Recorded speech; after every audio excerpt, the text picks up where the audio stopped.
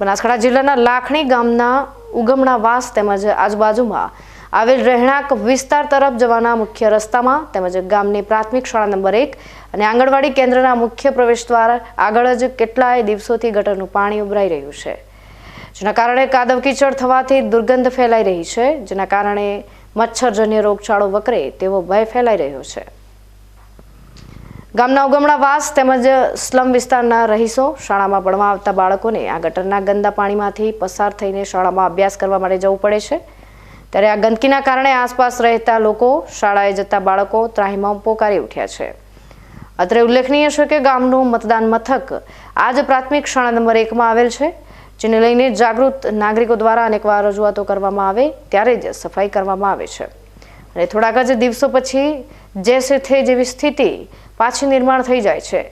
તેથી આ ગટરના પાણી અને કાદવ કીચડનો કાયમી નિકાલ ન આવતા લોકોમાં તંત્ર સામે ભારે રોષ જોવા મળી રહ્યો છે, ત્યારે તંત્ર દ્વારા સત્વરે આ પ્રશ્નનો કાયમી નિકાલ કરવામાં આવે તેવી લોકમાંગ ઉઠી રહી છે।